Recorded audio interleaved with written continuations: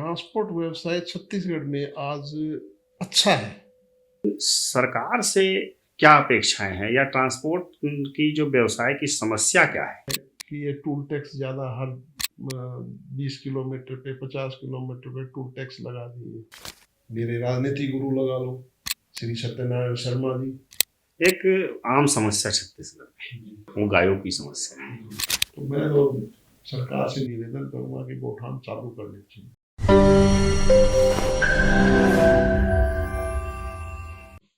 नमस्कार, मैं Krishna Kumar Sikandar, the Sikandar show में आपका स्वागत है। हम विभिन्न विषयों पर विभिन्न समाज के वर्ग के लोगों से बातचीत करते हैं। आज हमारे साथ हैं सतवीर सिंह तंवर। ये ट्रांसपोर्ट एसोसिएशन के पूर्व उपाध्यक्ष हैं और हरियाणा सेवा संघ के मौजूदा अध्यक्ष हैं। आज हम इनसे जानने की कोशिश करेंगे इनके मन की बात। नमस्कार। आप ये बताइए कि ये आपका जो सफर है, हरियाणा सेवा समिति में भी आप काम कर रहे हैं, छत्तीसगढ़ में हरियाणा ये ढूंढने का प्रयास जो है, तो हरियाणा से लोग छत्तीसगढ़ में जो शिफ्ट हुए, तो क्या कारण था? क्योंकि हरियाणा तो खुद ही एक समृद्ध प्रदेश है, वहाँ कृषि की संभावनाएं हैं, एनसीआर दिल्ली नज़दीक है, और उसके बावजूद जो है हरियाणा के लोगों को यहाँ छत्तीसगढ़ आना पड़ा। और आपका भी सफ़र कुछ शायद वैसा ही रहा होगा, तो कुछ अपने बारे में बताएं। हरियाणा के लोग मेहनती हैं और जिस काम में जो काम पकड़ते हैं उसमें वो सफलता जरूर हासिल करते हैं। हरियाणा से यहाँ छत्तीसगढ़ आने का मेन उद्देश्य लोगों के पास, जैसे जातिवादी की बात करूं तो ब्राह्मण है, राजपूत हैं, यानी कि उनके पास जमीन भी है, तो वहाँ पानी की कमी के कारण खेती कम होती थी पहले। आज तो हरियाणा अपने आप में समृद्धशाली बन चुका है। आज वहाँ रोजगार की भी कमी नहीं है। लोग वहां से आने का कारण ये है कि पिछले बैक में जाए हम, उस समय फसल भी कम होती थी, वर्षा पे निर्भर रहते थे लोग। जैसे भिवाड़ी क्षेत्र है, तो भिवाड़ी क्षेत्र के उस तरफ में लोगों को पानी का भाव कम है, पानी जो है खारा है। अच्छा। उस वजह से फसल वहाँ कम होती थी। लोग यहाँ छत्तीसगढ़ में आए, ट्रांसपोर्ट व्यवसाय में सबसे ज्यादा हरियाणा के लोग काम करते हैं। नौकरी पेशे के लोग यहाँ नौकरी में आए। लोग नौकरी से आने के बाद लोगों ने अपना खुद का बिजनेस किया। हमारा यहाँ आने का मेन कारण तो थोड़ा सा राजनीतिक कारण था, जिस कारण हमारे पिताजी और हमारे दादाजी यहाँ आए। उड़ीसा आए थे, उड़ीसा से फिर छत्तीसगढ़ आए, एमपी आए।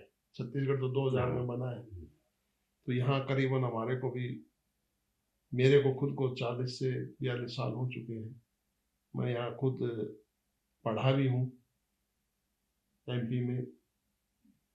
तो यहाँ आकर के हमने ट्रांसपोर्ट का काम किया। ट्रांसपोर्ट के काम में ट्रकें हमने ली, ट्रकें चलाते थे। ट्रांसपोर्ट का पहले ट्रकों का काम किया था, ट्रकों से फिर ट्रांसपोर्टिंग में आए। ट्रांसपोर्टिंग में आने के बाद जब ये धंधा थोड़ा सा ड्राइवरों के कारण अनबैलेंस हो गया, ड्राइवर सही समय पे गाड़ियां न चलाना, उसके बाद मैंने मेरा खुद धंधा चेंज किया। मैं आया फिर करेंट लाइन में। तो ट्रांसपोर्ट के समय में जब हम यहाँ पे थे, उस समय मेरा भानपुरी में ऑफिस था, सतबीर रोड लाइन्स के नाम से। वहाँ ट्रांसपोर्ट एसोसिएशन बनी। तो ट्रांसपोर्ट एसोसिएशन में मेरे को मौका मिला काम करने का। उस समय ये शायद मेरे ख्याल से 95-96 की बात होगी, स्ट्राइक हुई थी। अच्छा। तो हम उस समय सरकार के खिलाफ आंदोलन किया था ट्रांसपोर्टों ने। ये नेशनल परमिट लागू किया था सरकार ने, फिटनेस बढ़ा दी थी, इंश्योरेंस बढ़ा दी थी, टायरों के दाम बढ़ा दिए थे। तो उस समय हमने आंदोलन किया था यहाँ पे। 7 दिन जेल में रहे। जेल में निकलने के बाद सरकार ने कुछ हमारी बातें मानी, सरकार ने सुनी, तब हमने वो आंदोलन स्थगित किया। आप बता रहे थे कि अभी बातचीत में जैसे चर्चा किया कि आपके आने का राजनीतिक कारण था, तो राजनीतिक कारण हरियाणा में था या छत्तीसगढ़ में था या तत्कालीन मध्य प्रदेश में था जिसमें कुछ संभावनाएं दिखी? नहीं, हरियाणा में था। अच्छा, राजनीतिक कारण हरियाणा में। अगर आपत्ति ना हो तो बता सकते हैं क्या कारण? बिल्कुल बता देंगे आपको। राजनीतिक कारण ये था, हमारे जो दादाजी थे स्वर्गीय ठाकुर गाड़ सिंह जी, वो उस समय राजनीति में इन्वॉल्व थे। ठाकुर बीर सिंह जो है वहाँ मंत्री थे हरियाणा सरकार में। अच्छा, चौधरी देवीलाल जब वहाँ के सीएम बने तो बंसीलाल ने हमारे चाचा ताऊ जी को या हमारे दादाजी को राजनीतिक द्वेष के कारण उनके खिलाफ कोई गवाही देनी थी, ठाकुर बीर सिंह के खिलाफ। अच्छा, तो हमने वो गवाही दी नहीं, तो उन्होंने हमारे ऊपर केस लगाए। कम से कम 21 केस लगाए थे हमारे बुजुर्गों पे, पिताजी पे, ताऊ जी पे, चाचा पे।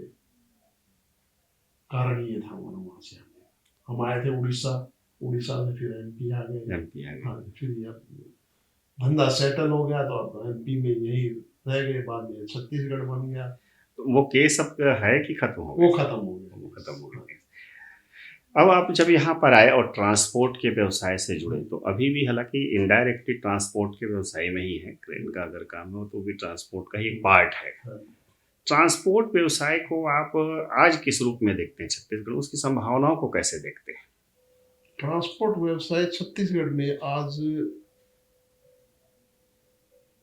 अच्छा है, मैं ये नहीं बोलता बुरा है। ट्रांसपोर्ट आपका अगर स्टाफ सही है, आपका अगर ड्राइविंग करने वाला सही है, ड्राइवर सही है, तो आज भी लोग अच्छा पैसा कमा रहे हैं ट्रांसपोर्ट लाइन में। अच्छा व्यवसाय है। इंडस्ट्रीज लगी है रायपुर में। पहले तो रायपुर में इंडस्ट्रीज नहीं थी, अब तो काफी इंडस्ट्रीज लग चुकी है। अच्छा व्यवसाय है यहाँ पे। आज आदमी नए नए लड़के आकर के इस बिजनेस में अच्छा पैसा कमा रहे हैं। यानी कि पहले वाली बात नहीं है। छत्तीसगढ़ राज्य बनने के बाद में यहाँ पर पे जो रोजगार लोगों को मिला है, काफी संभावनाएं हैं। आगे भी मैं तो ये सोचता हूँ कि इस लाइन में लोग बढ़ चढ़ के अपना काम कर रहे हैं। ट्रांसपोर्ट के व्यवसाय में अभी जैसे एक तो हुआ कि संभावनाएं तो बहुत अच्छी आप बता रहे हैं कि चूंकि उद्योग लगा वगैरह और लोग अच्छा कमा भी रहे हैं, लेकिन सरकार से क्या अपेक्षाएं हैं या ट्रांसपोर्ट की जो व्यवसाय की समस्या क्या है जिसके समाधान की जरूरत आज है? अभी सरकार से तो जैसे आप टैक्स ले लो, जीएसटी ले लो, ट्रांसपोर्टर को हर चीज से गुजरना पड़ता है। ट्रांसपोर्टर जीएसटी में भी इन्वॉल्व है, टैक्स भी देता है, रोड टैक्स भी देता है, टूल टैक्स भी देता है, गाड़ी की फिटनेस भी बनवाता है, नेशनल परमिट की भी फीस देता है। जो टूल टैक्स सबसे मेन मुद्दा है। पहले सरकार लेती थी सिर्फ tax, road tax, good tax, road tax लेती थी। उस समय इतने टूल नहीं होते थे। देखो, सरकार ने कहीं ना कहीं ट्रांसपोर्टरों को गाड़ी चलाने के लिए रोड तो बनाया है, इसमें तो किसी प्रकार का डाउट नहीं है। पहले जो गाड़ियां, जैसे मान लो आप उड़ीसा कटक जाती थी तो कम से कम 2 दिन लगता था। आज गाड़ियां 24 घंटे में टच करती, आधे समय का बचत, आधे समय का बचत, समय की बचत हुई। खर्चा पड़ा है ट्रांसपोर्ट पर, ट्रांसपोर्टरों का भाड़ा जो है, गाड़ी का भाड़ा जो है, वो ज़्यादा बढ़ा नहीं है। अगर ट्रांसपोर्टरों का भाड़ा बढ़ जाए, ट्रांसपोर्टरों पे भाड़ा बढ़ने के बाद इनकम थोड़ी सी ठीक हो जाए। मेन सरकार का इसमें ये है कि ये टूल टैक्स ज़्यादा हर 20 किलोमीटर पे 50 किलोमीटर पे टूल टैक्स लगा दिए। रोड टैक्स की मार ज़्यादा पड़ी है ट्रांसपोर्टरों के ऊपर। परमिट भी फीस ज़्यादा बढ़ चुकी है। आज एक गाड़ी मालिक फिटनेस बनवाने जाता है तो कम से कम भी पहले नंबर लगाना पड़ता है, 2-3 दिन में नंबर आता है, गाड़ी खड़ी रहती है, तो कहीं ना कहीं तो नुकसान तो है उसका। अभी पिछले समय में गडकरी जी ने कहा था, ट्रांसपोर्ट मिनिस्टर है, उन्होंने कहा था कि 65 किलोमीटर से पहले या 65 किलोमीटर के बीच में कोई टोल नहीं होगा। तो क्या अभी भी है ऐसा टोल? लगता है कि इसके बीच में है टोल? बिल्कुल है। आप रायपुर से ले लीजिए, कुमारी में है, ध्रुव, कितना किलोमीटर, कितना डिफरेंस। आप इधर आरंग चले जाइए, कितना डिफरेंस, 60 किलोमीटर का डिफरेंस नहीं है। कुमारी और आरंग में कितना डिफरेंस है, 60 किलोमीटर। गडकरी जी ने कहा ठीक है, पर ये मनमानी तो सरकार की है ना। स्टेट गवर्नमेंट की हटा नहीं रही। कुमारी टोल टैक्स का क्या उचित है? इसकी टोल टैक्स जो है वो एनएचआई के अधीन आता है, जो कि नेशनल हाईवे का मामला है, एनएचआई के अधीन आता है। तो एनएचआई तो सेंट्रल की एजेंसी है, नहीं, तो इसमें स्टेट का क्या इन्वॉल्वेशन है? एनएचआई के अंदर जरूर आता है। इसमें सरकार तो अपना पल्ला झाड़ लेती है। सेंट्रल सरकार एनएचआई के अंडर में आता है। रोड तो सरकार बोलती है ये नेशनल हाईवे का है, और उधर सरकार बोलती है स्टेट हाईवे का है। बात समझ में नहीं आ रही हमारे को। नेशनल हाईवे जो है वो हम जैसे रोड की संख्या से, जब भी हम गाड़ी चलते हैं जीपीएस लगाते हैं तो उसमें एनएच आता है, नेशनल हाईवे आता है, और उसमें एसएच भी आता है, स्टेट हाईवे भी आता है। तो ये डिफाइन है कि नेशनल हाईवे कौन है और स्टेट हाईवे कौन है। तो ऐसी स्थिति में ये कैसे हो सकता है कि एनएच के अंदर ही ये इस तरह की, अगर ऐसी स्थिति है तो क्या कभी संयुक्त रूप से ट्रांसपोर्ट एसोसिएशन से ट्रांसपोर्टरों की जो संस्थाएं हैं, इन लोगों ने कभी इसकी कोई विधिवत शिकायत की है? पहली बात तो ये चीजें ड्राइवरों को जानकारी में नहीं है। जितने भी ड्राइवर गाड़ी चलाते हैं उनकी जानकारी में नहीं। गाड़ी ड्राइवर जब गाड़ी लेके जाता है तो वो अपने समय की बचत सोचता है कि मैं कैसे ये माल गंतव्य स्थान तक पहुंचाऊं। टूल टैक्स में नियम ये भी है, आप 3 मिनट से ज्यादा नहीं रुक सकते। सेंट्रल गवर्नमेंट का नियम, कानून है, आप 3 मिनट से ज्यादा टूल टैक्स में नहीं रुक सकते। वहां रुकने के बाद में भी अगर 10 मिनट हो जाती है तो टूल टैक्स के जितने वहां मुनाइंदे हैं वो उस पर हैवी हो जाते हैं। वो अकेला आदमी क्या करे, सुनने वाला कोई नहीं।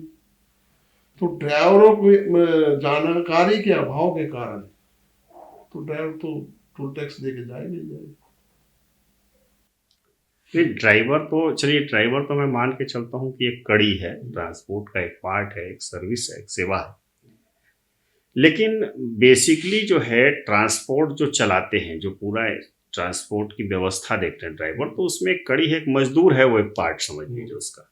लेकिन मेन जो उसके ट्रांसपोर्ट को जो चलाने वाले हैं, जो एसोसिएशन चलाते हैं, जो विधिवत उसके लिए चुनाव होते हैं, उनको तो इनकी जानकारियां होती हैं। चूंकि निश्चित रूप से ड्राइवर जब जाता है और टोल टैक्स की पर्ची तक अपने मालिक को जमा करता है तो उनको पता है कि इतने इतने दूर पर टोल लगी है। मेरा ये कहना है कि ये ट्रांसपोर्ट एसोसिएशन कई प्रकार के बने हुए हैं, अलग कई गुट हैं उसके भी बने हुए हैं। तो ये लोग कभी इस तरह की मांग कोई उठाते हैं या नहीं उठाते? नहीं, मांग काफी उठाई है। पहले भी आंदोलन हुए हैं, एक दफा नहीं कई दफा आंदोलन हुए हैं। ट्रांसपोर्ट एसोसिएशन अपनी मांग उठाता है, आंदोलन करता है, नतीजा शून्य होता है। तो क्या यह बात वहां तक नहीं पहुंच पाती है जहां तक पहुंचनी चाहिए?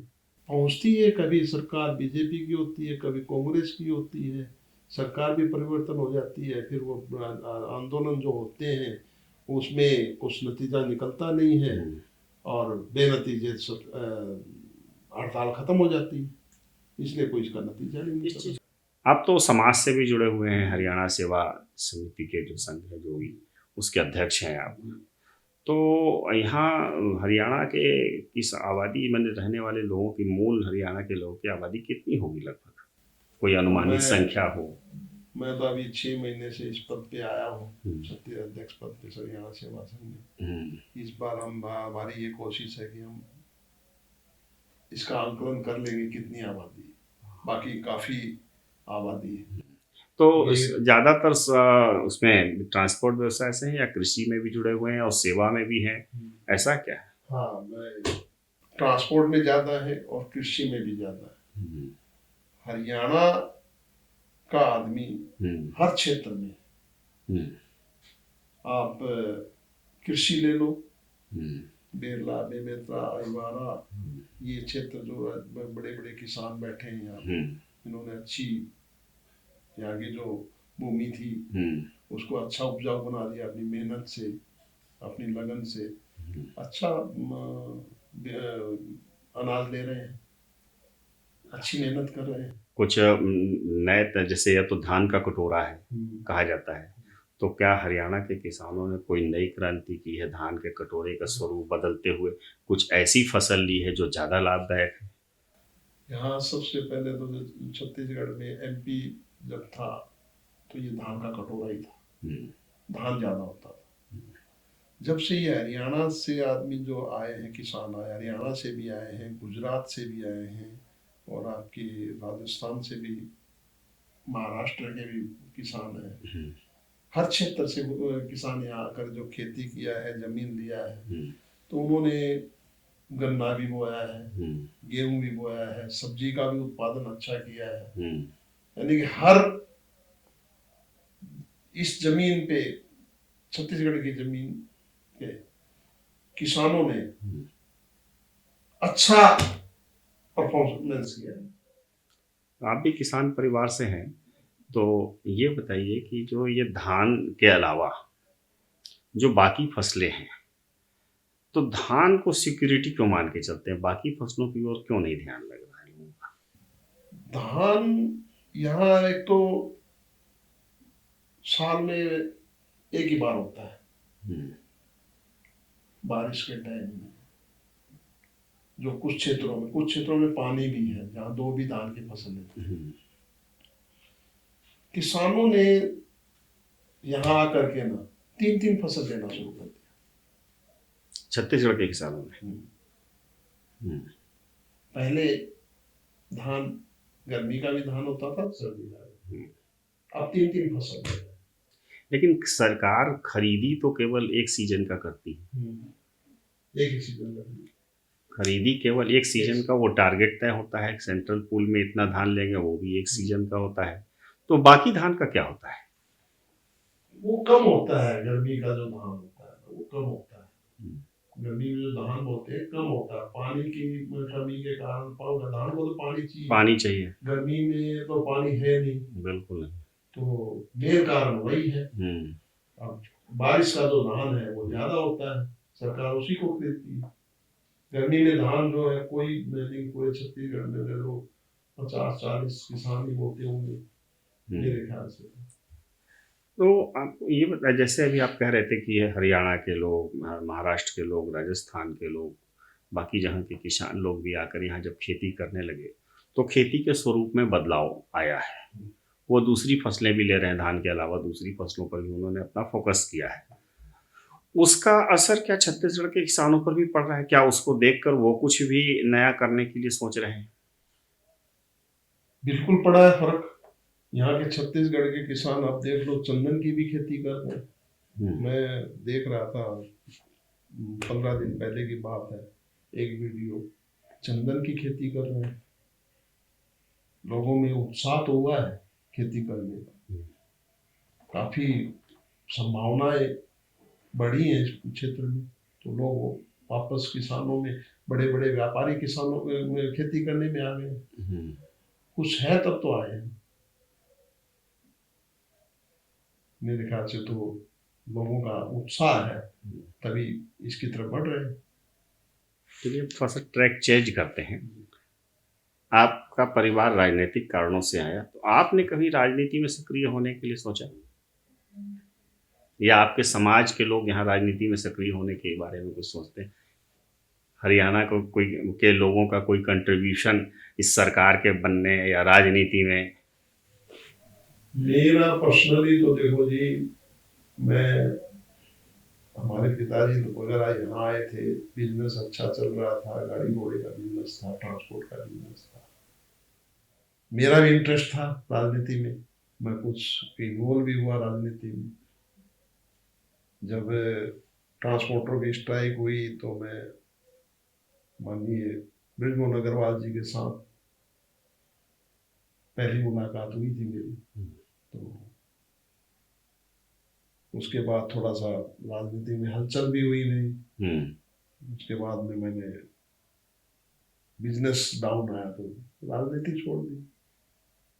मैंने आप मानते हैं कि राजनीति के कारण बिजनेस डाउन हो गया, या बिजनेस डाउन होने के कारण राजनीति छोड़ना पड़ा? अपनी कमी मानता हूँ बिजनेस डाउन होने में। जो ये किसी चीज पे ध्यान नहीं देंगे तो लॉस में जाए।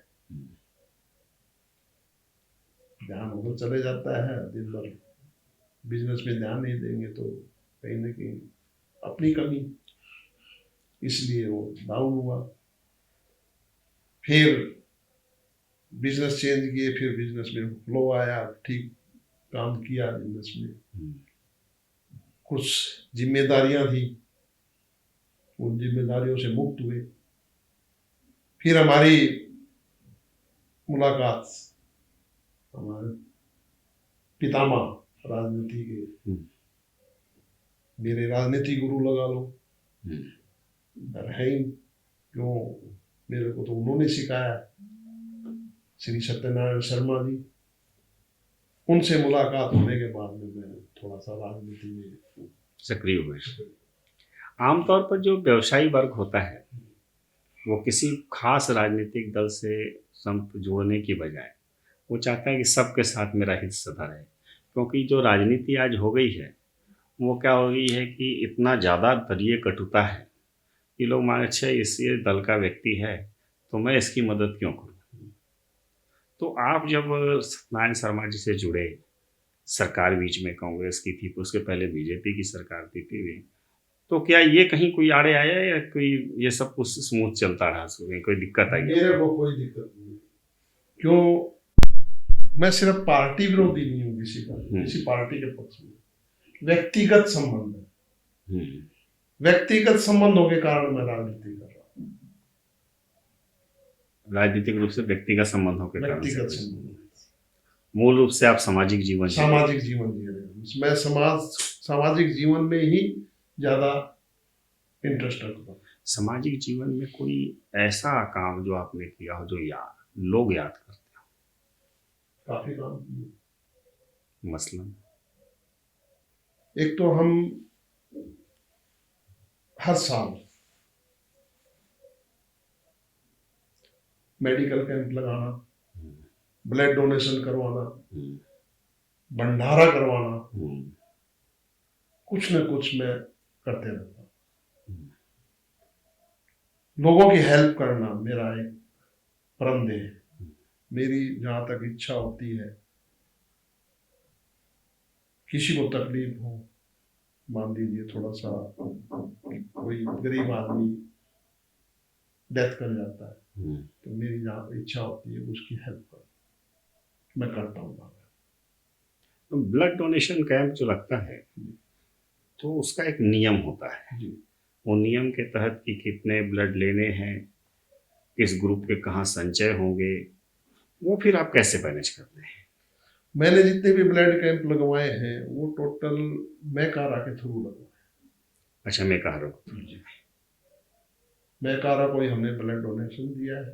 अच्छा, सरकारी संस्था है, वो तो इतनी इंक्वायरी करने की जरूरत नहीं। हाँ, वो तो खुद ही उसकी जांच करके। हाँ, अपन ने मैकारा को ही ज्यादा ब्लड डोनेशन दिया। एक आम समस्या छत्तीसगढ़ में वो गायों की समस्या है। आप सामाजिक जीवन जीते हैं, इसलिए मैं इस सवाल को कर रहा हूँ। मैं गोरक्षक के रूप में नहीं, समाज के रूप में बात कर रहा हूँ कि गाय जो है, यहाँ के लोग गाय दूहते हैं, उनका दूध लेते हैं। हालांकि दूध बहुत कम, देसी गायों में दूध बहुत कम होता है, लेते हैं। फिर उसके बाद वो खुला छोड़ देते हैं। वो दिन भर बेचारी घूमती हैं, कूड़े खाती हैं। कभी इसके बारे में सोचा है कि इसका समाधान कैसे करें? देखो सिंह जी, ऐसा है, गौ माता हमारी माता है। कई दफा मन में गिलानी भी होती है, जो व्यक्ति उस माता का दूध पी करके उसका लवारिस छोड़ देता है, वो अपने आप पे जुर्म कर रहा है, गौ माता पे नहीं कर रहा, अपने आप। सोच होनी चाहिए गौ माता के प्रति, अच्छी सोच हो, गौ माता को घर में रखो। गौ माता से आपको लाभ मिलेगा, नुकसान नहीं मिलेगा। आपको वो देगी। आप गौ माता के शरीर पे हाथ फेर लो, जब सुबह शाम उसकी ऐसे मालिश करते हो ना, हाथ फेरते हो, तो वो आपके हाथ से आपके रोगों को खींच लेती है। जब आप हाथ हटाओगे तो वो काले पड़ जाएंगे आपके हाथ। देखना कभी आप कोशिश करके, तो वो उसका स्पर्श करना ही मनुष्य के लिए बहुत बड़ी चीज है। मैं तो बोलता हूँ गौ को अपने घर में रखिए, अच्छी सेवा करिए गौ माता की। और सरकार ने, जैसे पिछली सरकार ने कुछ किया था गौ माता के लिए, गौठान, आज वो बंद पड़े। तो मैं तो सरकार से निवेदन करूंगा कि गौठान चालू करने चाहिए, गौओं की रक्षा करनी चाहिए। जब हरियाणा सेवा समिति संघ जो भी है आपकी, उसके माध्यम से जब आप मीटिंग करेंगे, तो इस समस्या पर क्या समाधान हो सकता है, उस पर भी विचार करें? समाधान तो देखो करना आपको और हमको, आम आदमी को, दूसरा कोई करने नहीं आएगा। गौ माता के लिए जो करना है हमारे को करना है, जितनी भी जनमानस है उसी को करना है। अगर आदमी अपने घर में कुत्ता पालने के बजाय गौ माता पालने लग जाए, तो मैं बोलता हूँ यही स्वर्ग है।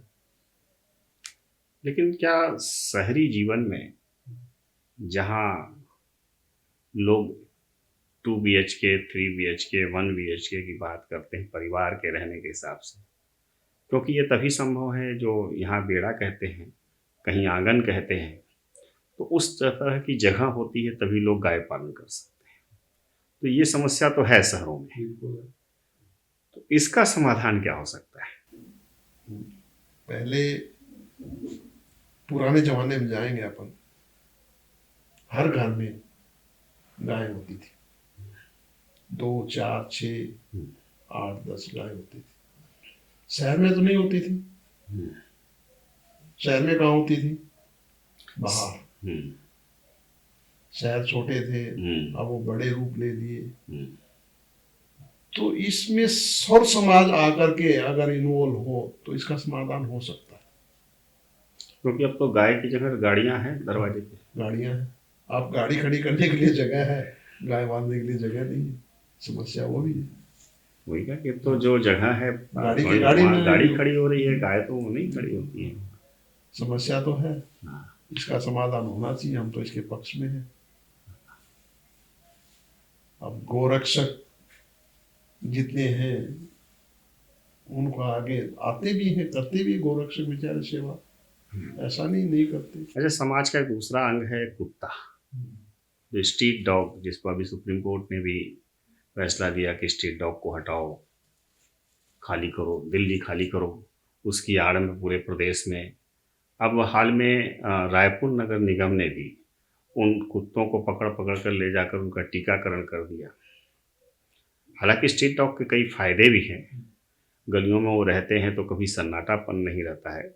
आप मोहल्ले के हैं तो बाहर के लोगों को थोड़ी दिक्कत हो सकती है, वो है ही, अनवांटेड लोगों को वो भूखते भी हैं, इसमें कहीं दो राय नहीं है। और तभी खूंखार होते हैं जब उनको भूख लगती है, खाना नहीं मिलता है। खाना उनको मोहल्ले से मिलता है, मोहल्ले की रक्षा करते हैं, वो रहते हैं तो चूहे सांप नहीं होते हैं। एक समय के बाद जिनका ऑपरेशन हो गया, नसबंदी जिनकी हो गई, अब तो बच्चे नहीं होंगे, तो करीब 8 साल 10 साल के बाद स्ट्रीट डॉग खत्म हो जाएंगे। और ये जैव विविधता का भी मामला है, इसको कैसे देखेंगे? हमारे बुजुर्गों ने एक बात कही थी, घर में जब खाना बनता है ना, एक गाय की रोटी एक कुत्ते की रोटी नहीं बनती। कुत्ता भी वफादार है, पर जो हमारे बुजुर्ग थे, कुत्ता रहता था बाहर, घर में नहीं रहता था, बाहर ही रहता था वो कुत्ता, और वहीं बैठ करके वो पूरे रखवाली करता था घर की। वफादार होता कुत्ता, मैं ये नहीं मानता वफादार होता कुत्ता। तो ये अगर सरकार ने नसबंदी की है तो क्या है, एक बार कुत्ता जब एक तो नहीं जनता, कम से कम भी 8-10, वो तो 6-6 महीने में उनके प्रजनन क्षमता है, तो उसमें तो समस्या तो है ही। और इसका समाधान अगर सरकार अगर सब में अगर नसबंदी कर देगी तो ये जाति खत्म हो जाएगी। वही जब रोटियां बनेगी, एक गाय के लिए, कुत्ते के लिए, जब कुत्ते ही नहीं बचेंगे तो रोटियां खाएगा कौन? बात तो बिल्कुल आपकी जायज है, पर नसबंदी करवाना भी गलत है। मैं ये बोलता हूँ, मेरी सोच तो ये, बाकी आप सरकार की मर्जी। इस समाज की भी जिम्मेदारी कुछ होती है। समाज की जिम्मेदारी है, समाज उस पर बात करे, सामने आए। क्या आपको नहीं लगता कि समाज को खुद चाहिए कि हम अपने गली मोहल्ले के कुत्तों की रेबीज के टीके लगाने की व्यवस्था करवा दें? खतरा इसी चीज से होता है ना, कि गली का जो कुत्ता है उसके रेबीज के टीके नहीं लगते हैं, जिसके कारण अगर वो किसी को काट लेता है तो रेबीज का खतरा रहता है। तो अगर मोहल्ला ही और समाज ही तय कर ले कि मेरे ये रक्षक हैं, ये मेरे वफादार हैं, तो हम इनका टीकाकरण करवा दे, सर्टिफिकेट रखें, भाई आप इसका नसबंदी नहीं कर सकते, टीकाकरण हमने करवा दिया है। और सरकार तो टीकाकरण फ्री करती है, हम उन्हीं के सेवा का इस्तेमाल कर सकते हैं। तो कोई ऐसा मुहिम चलाया जा सकता है, कुछ ऐसी प्लान बनाई जा सकता है। समाज के अग्रणी सामने आकर के समाज को ये मुहिम चलानी चाहिए। ये बेजुबान जानवर बोलता नहीं, सुनता है, सूंघता है, वफादार है, तो इसके प्रति जागरूकता जरूरी है। बताओ सामाजिक कार्यकर्ता, मैं उम्मीद करूं कि आप कुछ इस पे पहल करेंगे। मेरी कोशिश रहेगी, करूंगा। आपसे बड़ी अच्छी बातचीत हुई, बहुत विभिन्न पहलुओं पर बातचीत हुई, और इसके लिए आपका बहुत बहुत धन्यवाद। आपका बहुत बहुत धन्यवाद, आपने मुझे इस लायक समझा, आपने अपने स्टूडियो बुलाया, मैं आपका बहुत बहुत धन्यवाद करता। अभी आप सतवीर सिंह तंवर जी से हमारी बातचीत देख रहे थे, और हमें विभिन्न विषयों पर अपने मन की बात उन्होंने कही। आगे भी इस तरह के संदेश और संवाद को आप देखते रहना चाहते हैं तो हमारे चैनल को सब्सक्राइब जरूर करें और लाइक भी करें, और कुछ अगर आपको सुझाव लगता है तो कमेंट बॉक्स में कमेंट अवश्य करें। नमस्कार।